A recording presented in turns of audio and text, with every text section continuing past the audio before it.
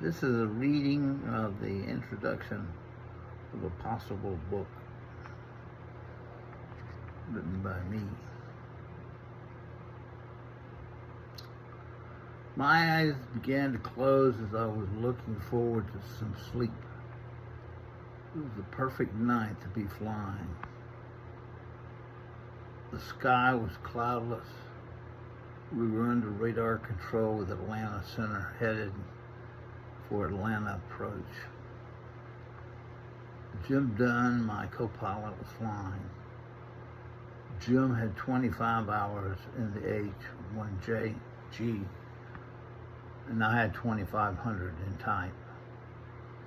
So he was confident that if something happened, I could take control and we'd be all right. My eyes were beginning to shut.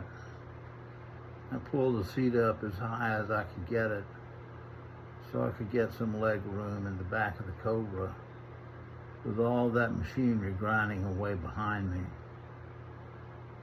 Just as my eyes began to close, all of a sudden, bam, bam, bam, bam, bam, bam, bam, bam. Jim threw up his hands straight up in the air and said, "You got it."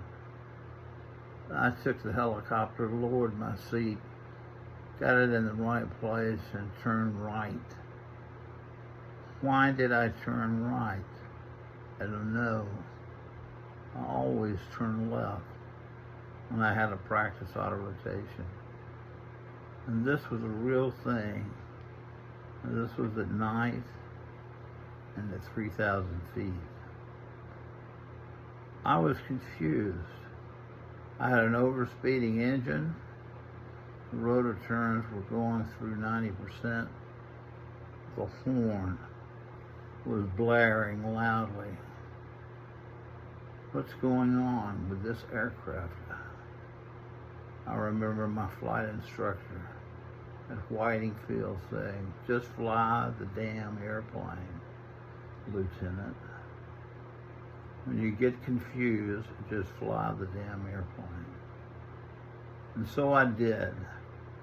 Turning right, I could hear Jim making mayday calls.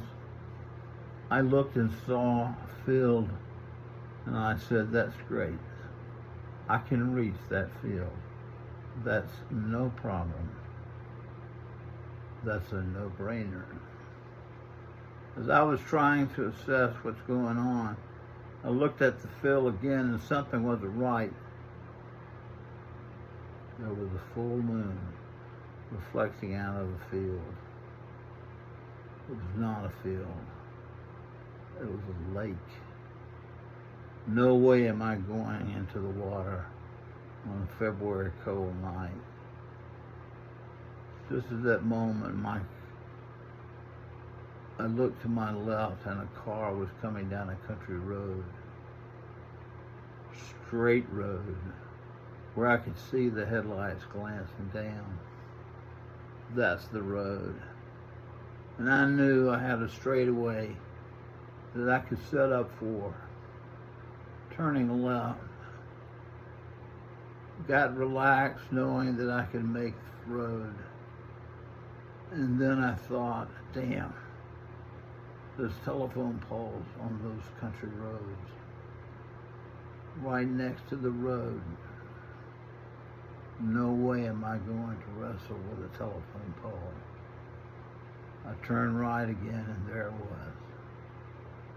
A par 5, dogleg right, about 540 yards.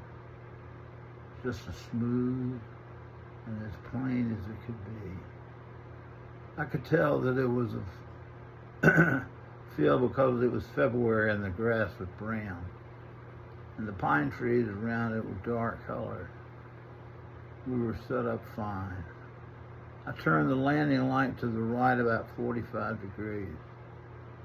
Jim said, "Do you have control of this aircraft?" And I said, "I think so." We were coming down, all of a sudden, a tree went by.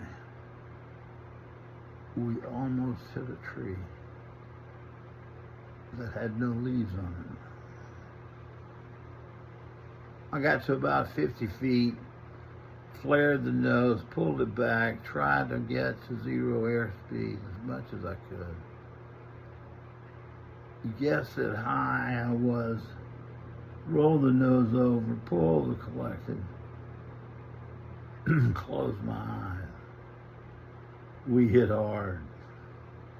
The right skid broke. The aircraft rolled to the right.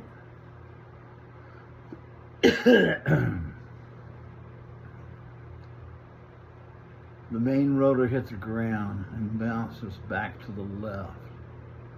Had that rotor not hit the ground, we would have rolled over and caught fire. I'm sure of it.